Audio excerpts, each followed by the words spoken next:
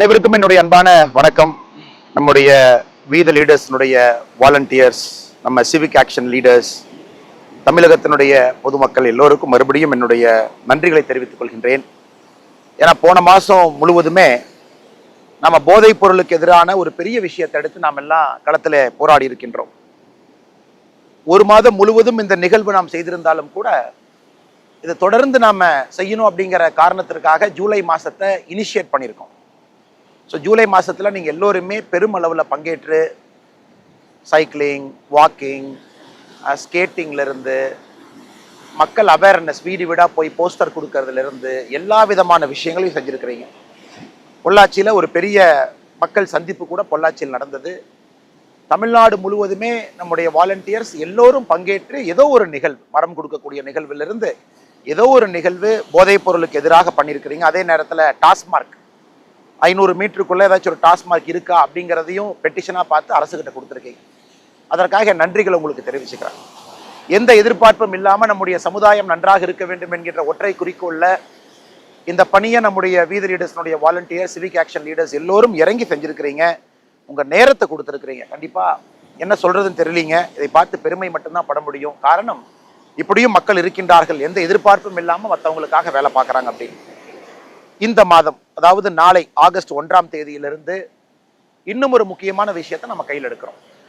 எப்படி ஜூலை மாதம் முழுவதுமே போதைப் பொருளுக்கு எதிராக நம்ம கையில் விஷயத்தை எடுத்தோமோ, ஆகஸ்ட் 1 முழுவதுமே, ஆகஸ்ட் 1லிருந்து 31 முழுவதுமே, ஆகஸ்ட் மாதம் முழுவதுமே நாம் சுற்றுச்சூழலை பாதுகாப்பதற்காக இந்த மாதத்தை நம்ம வீத லீடர்ஸ் அமைப்பு சார்பாக இந்த மாதத்தை முழுமையாக நம்மை அர்ப்பணித்துக் கொள்ள இருக்கின்றோம்.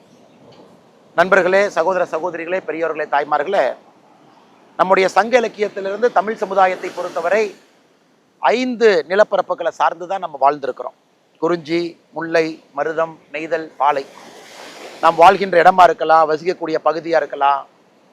இந்த 5 நிலப்பரப்பை வச்சு தான் நம்முடைய வாழ்க்கையே இருந்துச்சு. உணவு பழக்க வழக்கங்கள் இருந்தது, வாழ்வியல் முறைகள் இருந்துச்சு, நம்மை மகிழ்விக்கக்கூடிய இசையாக இருக்கட்டும், அதுவும் இந்த நிலப்பரப்பை சார்ந்து தான் இருந்துச்சு. ஆனால் இன்னைக்கு கால சூழ்நிலை மாற்றம், எல்லா நிலப்பரப்புமே மாறி இருக்கு. ரேபிட் அர்பனைசேஷன் தமிழகத்தை பொறுத்தவரை இந்தியாவில் அதிகப்படியாக மக்கள் அர்பன் ஏரியாவில், நகர்ப்புற பகுதியில் வாழக்கூடிய ஒரு பகுதியாக கூட நாம் இருக்கிறோம். அன்பு சொந்தங்களை, உதாரணத்துக்கு நாம் இன்னைக்கு சென்னையில் இருக்கோம், சென்னை பீச் பக்கத்தில் இருக்கோம். அதை பற்றி நம்ம பேசுவோம். இன்னைக்கு நீங்கள் பார்த்தீங்கன்னா 1970லிருந்து 2015 வரைக்கும் கிட்டத்தட்ட எத்தனை வருஷம் பாருங்கள், 45 ஆண்டுகள் மொத்தமாக பூமியினுடைய வெப்பம் உயர்ந்தது 0.2 டிகிரி, 0.2 டிகிரி தான் கிட்டத்தட்ட இந்த 45 இயர்ஸில், குளோபல் வார்மிங்கில் 45 இயர்ஸில் உயர்ந்தது.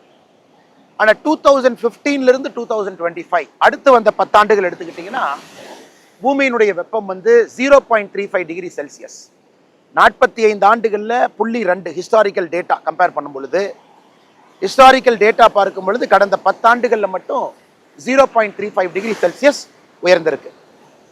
ஸோ எந்த அளவுக்கு நம்முடைய பூமி வெப்பம் அடைஞ்சிக்கிட்டு இருக்கு நீங்கள் எல்லோருமே பார்க்குறீங்க. பல காரணம் இருக்கு. ஒன்று நாகரீகம், கால சுழற்சி, இண்டஸ்ட்ரியல் பொல்யூஷன், ஃபாசில் ஃபியூயல்ஸ் ரொம்ப அதிகமாக பயன்படுத்துகிறோம். குளோபல் வார்மிங்க்கு மிக முக்கியமான காரணம் கூட எமிஷனை கண்ட்ரோல் பண்ணுறதற்கான எந்த முயற்சியுமே நம்ம எடுக்கலை. மிட்டிகேஷன் எஃபெக்ட் எதுவுமே பண்ணலை. இன்னைக்கு நாம உதாரணத்துக்கு சென்னை எடுத்துக்கிட்டோம் அப்படின்னா எந்த அளவுக்கு ஒரு அர்பன் சிங்க் அது மாறி இருக்குன்னு கூட நமக்கு தெரியுது. தலைநகரமாக இருக்கட்டும், கிராமப்புறமாக இருக்கட்டும். இதற்கு முந்தைய வீடியோவில் கூட நான் பேசியிருக்கேன். நான் பிறந்து வசித்த கிராமத்தில் எந்த அளவுக்கு குளோபல் வார்மிங் 41 டிகிரி, 42 டிகிரி எல்லாம் வெப்பத்தை கொண்டு போயிருக்கணும். அதனால் அருமை சொந்தங்களே, நாம் எல்லோரும் சேர்ந்து தான் இதை கையில் எடுக்கணும்.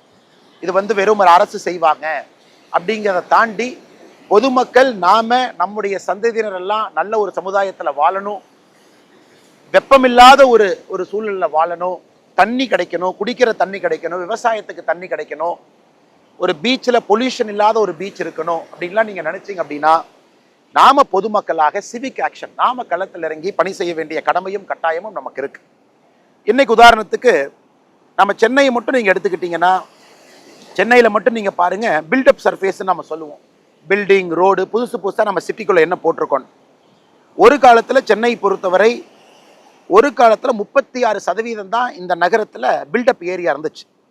இன்னைக்கு சென்னை பார்த்தீங்கன்னா பில்டப் ஏரியா வந்து 67%. 67% சென்னை பரப்பில் எதர் பில்டிங் இருக்கு, ரோடு இருக்கு. 33% மட்டும்தான் ரோடு பில்டிங் இல்லாம இருக்கு.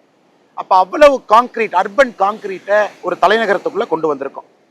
அதே போல இந்த பகுதியை சுத்தி பார்த்தீங்கன்னா வெஜிடேஷன், இந்த பச்சையா இருக்கக்கூடிய வெஜிடேஷன் நம்ம என்ன சொல்றோம், 25% இருந்த வெஜிடேஷன் சென்னையை சுத்தி, சென்னையில இன்னைக்கு அது 10% குறைஞ்சிருக்கு. கடந்த 10 ஆண்டுகள்ல மட்டும் 2015 இருந்து 25 வரை. கண் முன்னாடி அர்பன் கான்கிரீட்ஸ் உயர்ந்துகிட்டு இருக்கு, கண் முன்னாடி வெஜிடேஷன் குறைஞ்சிக்கிட்டு இருக்கு. இன்னைக்கு குறிப்பா தலைநகரத்தில் இருக்கக்கூடியவங்களுக்கு நம்ம புரிந்து கொள்ள வேண்டும், ஒரு தலைநகரம் ஒரு ஹார்ட் ஆஃப் அ ஸ்டேட். இன்னைக்கு இங்கேயே மக்கள் வசிக்க முடியாத நிலைமை ஏற்பட்டிருக்கு. எல்லா வீட்லயும் ஏசி போடணும், மல்டிபிள் ஏசி போடணும். ஏசினால குளோபல் வார்மிங். இது பாருங்க எவ்வளவு பெரிய சைக்கிளா திரும்ப திரும்ப சுத்துதுன்னு பாருங்க. ஜூன் 19, 2019 நம்ம மறக்கவே மாட்டோம் அந்த வருஷத்தை. கிட்டத்தட்ட 7 ஆண்டுகளுக்கு முன்பு நம்முடைய மாநில அரசு டே 0ன்னு சொல்லிட்டாங்க. சென்னையில் இருக்கக்கூடிய 4 பெரிய ஏரியில தண்ணி இல்லை, குடிப்பதற்கு தண்ணி இல்லை. டே 0ன்னு அந்த ஒரு நாள் இருந்துச்சு. பூண்டி ஏரியா இருக்கட்டும், சோழவரம் ஏரியா இருக்கட்டும், ரெட் ஹில்ஸா இருக்கட்டும், ஏன் நம்ம செம்பரம்பாக்கமா இருக்கட்டும், அந்த மான்சூன் ஃபெயில் ஆகி தண்ணியே இல்லாத ஒரு நிலைமை அன்னைக்கு வந்துச்சு. இன்னும் இந்த ஆண்டும் கூட கிட்டத்தட்ட அதே விளைவுல தான் நம்ம இருக்கோம். சூப்பர் எல்னினோ போயிட்டு இருக்கு, இந்தியன் ஓஷன் டயப்போல், இதெல்லாம் சயின்டிஃபிக்கா சொல்றாங்க. அதுவும் கூட ஒரு பெரிய பிரச்சனை ஏற்படுத்தி இருக்கு. அடுத்து வாட்டர் பாடி பாருங்க.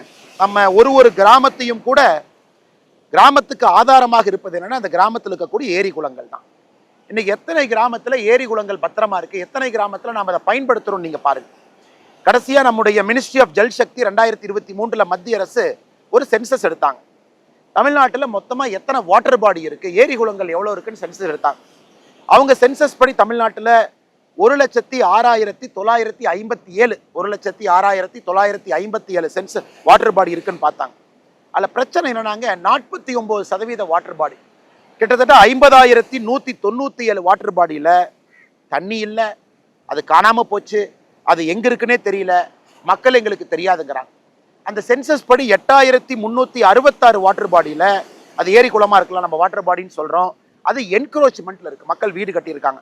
இப்படி இருக்கும் பொழுது எப்படி நாம் வருங்காலத்தில் வாழ முடியும், நம்முடைய சந்ததிகள் வாழ முடியும்?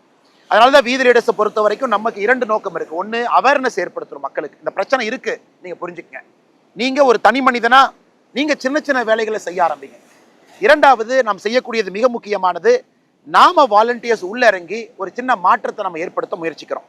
அது மட்டும் இல்ல, இந்தியாலேயே நீங்க பாத்தீங்கன்னா கிரவுண்ட் வாட்டர் அதிகமாக இருக்கக்கூடிய மாநிலம் எதுன்னு பாருங்க. அதாவது இருக்கக்கூடிய தண்ணி அவைலபிள் வாட்டர் நம்ம சொல்றோம், total ground annual ground water recharge ஆகுது, எக்ஸ்ட்ராக்டபிள் கிரவுண்ட் வாட்டர் எவ்வளவு நம்ம எடுத்து குடிக்க முடியும். இன்னைக்கு இந்தியா முழுசும் பார்த்தீங்கன்னா நம்முடைய தென் இந்தியாவில், தென் மாநிலங்களில் அதிகப்படியா இருக்கக்கூடிய தண்ணீரை உறிஞ்சி எடுக்கக்கூடிய மாநிலம் எதுனா தமிழகம் தான். இருக்கக்கூடிய தண்ணியில சராசரியா 100% தண்ணி இருக்குன்னா, உறிஞ்ச அளவுக்கு தண்ணி இருக்குன்னா எக்ஸ்ட்ராக்டபிள் கிரவுண்ட் வாட்டருங்கிறாங்க. அதில் 73.5% தண்ணி நாம் எடுக்கிறோம். உதாரணத்துக்கு மகாராஷ்டிரா பார்த்தீங்கன்னா 51% தண்ணி உறிஞ்சுறாங்க, கர்நாடகா 66% உறிஞ்சுறாங்க, குஜராத் 56% தண்ணி உறிஞ்சுறாங்க. ஏன்? நமக்கு தண்ணி இல்லை, ஏரி குளங்கள் இல்லை, எதுவுமே நமக்கு இல்லாத காரணத்தினால போர் போட வேண்டிய கட்டாயம் இருக்கு, அதிகப்படியான நிலத்தடி நீரை உறிஞ்ச வேண்டிய கட்டாயம் நமக்கு இருக்கு. அதனால அருமை சொந்தங்களே, நீங்க பாருங்க எப்படிப்பட்ட சைக்கிளிக்கல் எஃபெக்ட் பாருங்க. ஏரி குளத்தை சுத்தம் பண்ணல, அதுல நம்ம நீர் ஆதாரங்கள்ல நீரை தேக்கல அப்படின்னா நமக்கு தேவைங்கும் பொழுது போர் போட்டு தண்ணி உறிஞ்ச வேண்டிய நிலைமை. இன்னைக்கு தமிழகம் 73% அவைலபிள் எக்ஸ்ட்ராக்டபிள் கிரவுண்ட் வாட்டர் நம்ம உறிஞ்சிரும். இந்தியாலேயே அதிகப்படியாருன்னா பஞ்சாப், அவங்க 156% உறிஞ்சுறாங்க. அதாவது ரீசார்ஜ் ஆகிறத தாண்டி ஹிஸ்டாரிக்கல் வாட்டரை சேர்ந்து உறிஞ்சுறாங்க. ஆந்திர பிரதேஷ் 31%, பீகார் 46%, மத்திய பிரதேஷ் 59%, உத்தரப்பிரதேஷ் 70%. இதையும் நீங்க கருத்துல வச்சுக்கணும். நம்முடைய கிரவுண்ட் வாட்டர் ரீசார்ஜ் பண்ண வேண்டிய கடமை நமக்கு இருக்கு. அரசு முயற்சி எடுக்கிறாங்களோ இல்லையோ, நாம் நம்முடைய கடமையை செய்யணும். நித்தி ஆயோக் இன்னொரு அதிர்ச்சி பூர்வமான ஒரு ரிப்போர்ட் கொடுத்தாங்க. 2050 தமிழ்நாடு முழுவதுமே தண்ணீர், வாட்டர் ஸ்ட்ரெஸ், ஒரு மனிதனுக்கு குடிப்பதற்கு எவ்வளவு தண்ணி வேணும் அந்த அளவுக்கு தண்ணி வரலினா கிடைக்கலினா அது வாட்டர் ஸ்ட்ரெஸ்ங்கிறாங்க. அவங்கள பொறுத்த வரைக்கும் 2050 2 மாவட்டத்தில் மட்டும்தான் தமிழகத்தில் வாட்டர் ஸ்ட்ரெஸ் இருக்காது. கோயம்புத்தூர் ஒரு மாவட்டம், கன்னியாகுமரி ஒரு மாவட்டம். கோயம்புத்தூர் கன்னியாகுமரியை தவிர எல்லா மாவட்டத்திலையும் அவங்க எப்படி கோடுறாங்க, அப்சல்யூட் ஸ்கார்சிட்டிங்கிறாங்க. குடிப்பதற்கும் பயன்படுத்துவதற்கும் தண்ணி தமிழ்நாட்டில் இந்த 2 மாவட்டத்தை தவிர 2050 எல்லா மாவட்டத்திலும் கூட தண்ணீர் பிரச்சனை வரும் என்பது நித்தி ஆயோக். நாம வீத லீடர்ஸினுடைய நோக்கங்க நேற்ற பிரச்சனையும் இன்னைக்கு பிரச்சனையும் நம்ம சால்வ் பண்றது நோக்கம் இல்லை, அதையும் சால்வ் பண்றோம். வரக்கூடிய பிரச்சனையை நம்ம கை வைக்கிறோம். இன்னும் 30 ஆண்டுகள் கழிச்சு என்ன வரும், நம்முடைய சிந்தனை அப்படி இருக்கு. அப்ப நாம ஒன்று கிரீன் கவர்ஸ், நிறைய மரங்கள் வைப்பது ஒரு பக்கம், ஏன்னா வெப்பத்தை குறைக்கிறோம். வாட்டர் பாடியை சுத்தம் பண்றது ஒன்று, ஏன்னா அப்பதான் நீங்க தண்ணியை ரீசார்ஜ் பண்ணி உள்ள இறக்க முடியும். அடுத்தது காணாம போன ஆறிலிருந்து எத்தனையோ மீட்டெடுக்கணும். இந்த சர்வேலையே பாருங்க 8000க்கு மேற்பட்ட வாட்டர் பாடி காணாம போயிருக்கு, என்கரேஜ்மெண்ட் நம்ம சொல்றோம், அதையும் மீட்டெடுக்கணும். அடுத்து தமிழ்நாட்டில் இருக்கக்கூடிய நதிகளுடைய நிலைமை. தமிழ்நாட்டில் மட்டும்தான் 100% நதிகள், எல்லா நதிகளுமே நீங்க வைகையில் ஆரம்பித்து தாமிரபரணி வரைக்கும் அமராவதி வரைக்கும் எல்லா நதியும் நீங்க எடுத்துட்டீங்கன்னா, தென்பரணை வரை எல்லாத்தையும் எடுத்துக்கங்க, எல்லா நதிகளுமே டோட்டல் குளோரிஃபார்ம் ஸ்டாண்டர்டை மீட் பண்ணாமல் இருக்கு. அதாவது டோட்டல் குளோரிஃபார்ம் ஸ்டாண்டர்டுங்கிறது ஒரு நதியில் இருக்கக்கூடிய தண்ணீர் எடுத்தீங்கன்னா அதுக்குள்ளே எத்தனை கிருமிகள் இருக்குன்னு பார்க்குறாங்க. மோஸ்ட் ப்ராபபிள் நம்பர் NPN அப்படின்னு ஒரு டேட்டா கொடுக்குறாங்க. அது 100 ml தண்ணி எடுத்தீங்கன்னா 1 MPN விட குறைவாக இருக்கு.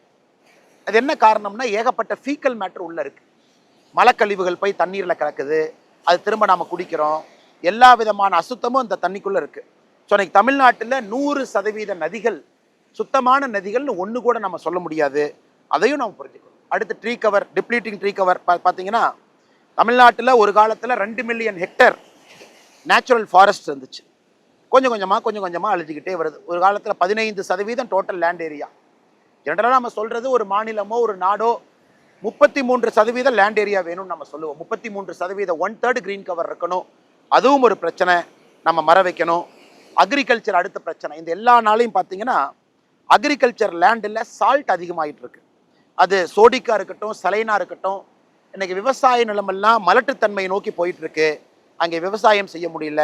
ஏன், நீங்கள் தஞ்சாவூர் நெல் களஞ்சியத்துக்கு போய் பாருங்க, எந்த அளவுக்கு 1 ஏக்கருக்கு உற்பத்தி ஆகக்கூடிய நெல் 50 ஆண்டுகளுக்கு முன்பு 1 ஏக்கர்ல எவ்வளோ டன் நெல் எடுத்தோம், இன்னைக்கு எவ்வளோ எடுக்கிறோன்னு பாருங்க.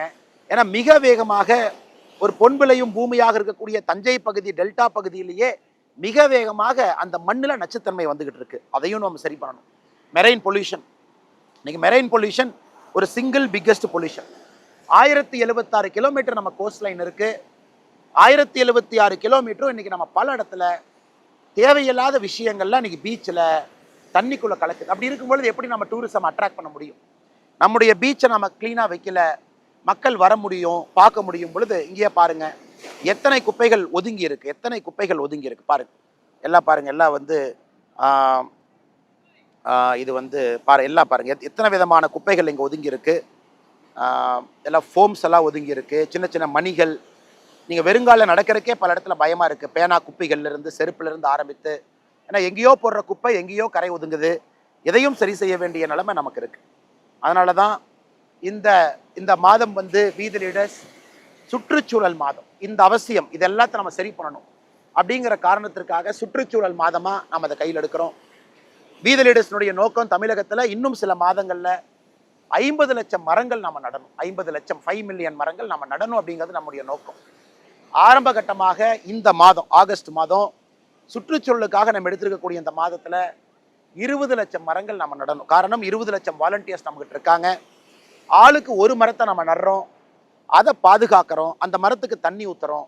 அந்த மரம் நட்டதோடு நம்ம நடந்து போகாமல் அந்த மரத்தோடு நின்று மரத்தை வளர்த்துகின்றோம்.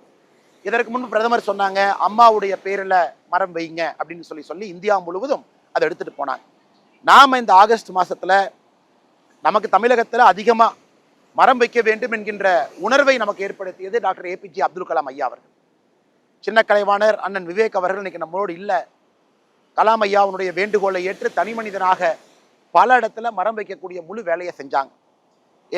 ஆகஸ்ட் 16ஆம் தேதி சென்னையில் நடக்கக்கூடிய பேரணியில் நாம் விவேக் ஐயாவை பெருமைப்படுத்த இருக்கின்றோம். ஏன்னா அவருடைய நினைவாக, ஞாபகார்த்தமாக தமிழ்நாடு முழுவதுமே நம்முடைய வாலண்டியர்ஸ் இந்த மாதம் 20 லட்சம் வாலண்டியர்ஸ், 20 லட்சம் மரங்கள், ஆளுக்கு ஒன்று அப்படிங்கிற அடிப்படையில் நம்ம வைக்கணும். சில பேர் மாஸ் பிளான்டேஷன் பண்ணுவீங்க, பெரிய பெரிய இடத்துல எடுத்து மாஸ் பிளான்டேஷன் பண்ணுவீங்க. அதுவும் தாண்டிச்சுன்னா நமக்கு ரொம்ப சந்தோஷம். 30 லட்சம் வந்தாலும் சந்தோஷம், 40 லட்சம் வந்தாலும் சந்தோஷம். நம்ம அடுத்த சில மாதங்களில் 50 லட்சம் வர வேண்டும் என்பது நம்முடைய நோக்கம். இந்த மரத்துக்கு கூட நீங்கள் யோசிச்சு பாருங்க, ஏதோ ஒரு மரத்தை வாங்கி வைக்காதீங்க. யாரோ சொல்றாங்க அப்படிங்கறக்காக நம்ம வைக்க வேண்டாம். நம்மை பொறுத்தவரை நேட்டிவ் ட்ரீஸ், தாங்கக்கூடிய மரங்கள், வெப்பத்தை தாங்கக்கூடிய மரங்கள், பனை மரத்திலிருந்து ஆரம்பித்து நம்முடைய கிராமத்தில் போய் பார்த்தீங்கன்னா, இன்னைக்கு வேளா மரத்திலிருந்து கிராமத்தில் போய் பார்த்தீங்கன்னா நீம் ட்ரீ, எத்தனையோ மரங்கள் கிராமத்தில் இருக்கு. அதெல்லாம் இன்னைக்கு நமக்கு நல்லது செஞ்சுக்கிட்டு இருக்கு. அந்த மாதிரி தேடி தேடி நீங்கள் மரத்தை வைக்கணும். எந்த பகுதியாக இருந்தாலும் உங்கள் ஏரியாவை தெரிஞ்சுக்கங்க. தமிழ்நாடு அரசு இன்னைக்கு உங்களுக்கு நீங்கள் தொலைபேசி மூலமாக டோல் ஃப்ரீக்கு நீங்கள் அழைச்சிங்கன்னா உங்களுக்கு மரம் கொடுக்கக்கூடிய ஒரு திட்டத்தை தமிழ்நாடு அரசு நடத்துகிறாங்க. இது 2022-23 கிரீன் தமிழ்நாடு மிஷன் அப்படின்னு ஆரம்பிக்கப்பட்ட திட்டம் இது.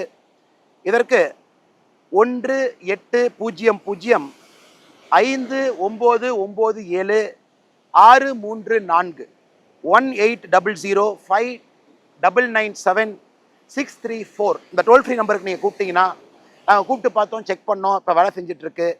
நீங்கள் கூப்பிட்டீங்கன்னா நீங்கள் எந்த ஊரில் இருக்கீங்க, எந்த ஏரியாவில் மரம் வைக்கணும், எப்படி வைக்கணும், எல்லாத்தையும் அவங்க கேட்டுக்கிட்டு நம்ம ஏரியாவுக்கு தகுந்த மாதிரி ஒரு மரத்தை உங்கள் வீட்டுக்கு அவங்க அனுப்பிச்சிருவாங்க. ஸோ ஒரு மாவட்டத்தையும் கிளாஸிஃபை பண்ணியிருக்காங்க தமிழ்நாடு அரசு, இந்த மாவட்டத்திற்கு எந்த மரம் உகந்தது. அதனால் நம்முடைய நோக்கம் அரசோடவும் இணைந்து நம்ம வேலை செய்யணும். நம் தனி மனிதர்கள் கிடையாது. அரசுகிட்ட ஒரு திட்டம் இருக்கு, செயல்படுத்த வேண்டியது நம்முடைய கடமை. அந்த திட்டத்தை மக்கள்கிட்ட எடுத்துட்டு போறது நம்முடைய கடமை. இதையும் நீங்க ஞாபகத்தில் வச்சுக்கங்க. தமிழ்நாடு அரசையும் பயன்படுத்திக்கங்க, தனியாகவும் நீங்க மரம் வைங்க. மத்திய அரசு 2024 கிரீன் கிரெடிட் ப்ரோக்ராம் அப்படிங்கிற ஒரு திட்டத்தை ஆரம்பிச்சாங்க. அதாவது நீங்க 1100 மரங்கள் ஒரு ஹெக்டர்ல வச்சீங்கன்னா, ஒரு ஹெக்டர்ல 1100 மரங்கள் வச்சீங்கன்னா உங்களுக்கு கிரீன் கிரெடிட் அப்படின்னு ஒரு அங்கீகாரம் கொடுப்பாங்க. அதை நீங்க ட்ரேட் பண்ணிக்கலாம். நீ கார்பன் ட்ரேடிங் மாதிரி அந்த கிரீன் கிரெடிட். ஆனால் மத்திய அரசினுடைய திட்டம், அதையும் நீங்க பயன்படுத்திக்கங்க. கிரீன் கிரெடிட் ப்ரோக்ராம் அந்த திட்டத்தினுடைய பெயர். ஒரு ஹெக்டருக்கு 1100 மரம் வச்சீங்கன்னா ஒரு கிரெடிட் உங்களுக்கு கிடைக்கும், கிரீன் கிரெடிட். அதனால் அருமை சொந்தங்களே, எல்லாத்தையும் பயன்படுத்திக்கலாம். நானும் ஒரு வாலண்டியராக இந்த மாதம் ஆகஸ்ட் 2ஆம் தேதி ஒரு அற்புதமான ஒரு விஷயத்தை நம்ம செய்ய இருக்கிறோம். கன்னியாகுமரியில் ஆரம்பித்து தூத்துக்குடி வரைக்கும் கிட்டத்தட்ட 175 கிலோமீட்டர் இருக்கக்கூடிய அந்த பீச் ஸ்ட்ரெச்சை நம்முடைய வீத லீடர்ஸுடைய வாலண்டியர்ஸ் அடுத்த சில மாதம் முழுவதும் நம்ம கிளீன் பண்ண போகிறோம், முழுவதும். அதில் நான் இன்னைக்கு அந்த முழு நாள் கன்னியாகுமரி டு தூத்துக்குடி ஸ்ட்ரெச்சில் 5 இடத்துல, ஊரி உட்பட 5 இடத்துல அன்னைக்கு வாலண்டியர்ஸோட நாமளும் அதை கிளீன் பண்ண போகிறோம். ஒரு இடத்துல ஒரு மாதிரி பிரச்சனைகள் இருக்குது. ஃபிஷிங் நெட்ஸ் ஒரு இடத்துல பொல்யூஷன் இருக்குது, அதை நம்ம எடுக்கிறோம். ஒரு இடத்துல பார்த்தீங்கன்னா நம்ம தசரா அந்த பகுதியில் சிறப்பாக கொண்டாடுறாங்க, அந்த தசரா மணிகள் அதெல்லாம் கரை ஒதுங்கி இருக்குது, அதெல்லாம் சுத்தம் பண்ணுறோம்.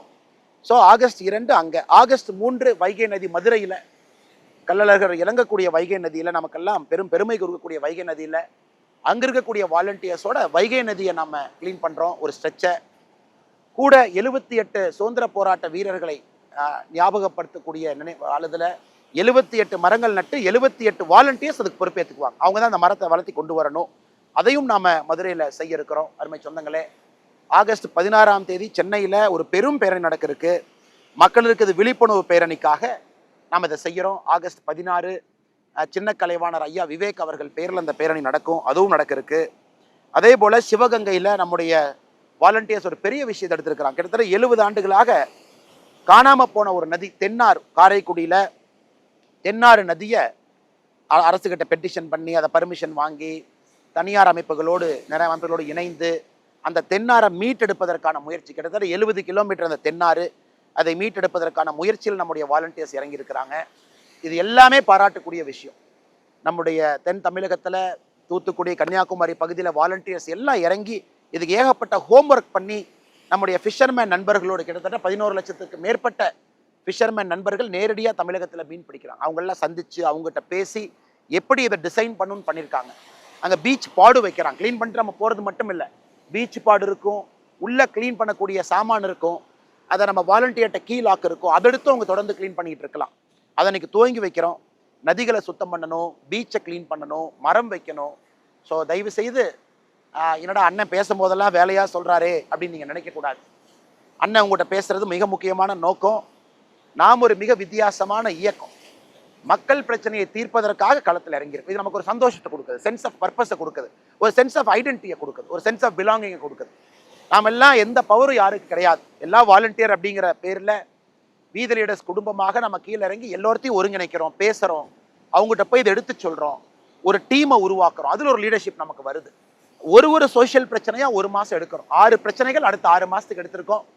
இந்த மாதம் மிக மிக முக்கியமான சுற்றுச்சூழல் பிரச்சனை, நாம செய்யலினா யாரும் செய்ய மாட்டாங்க.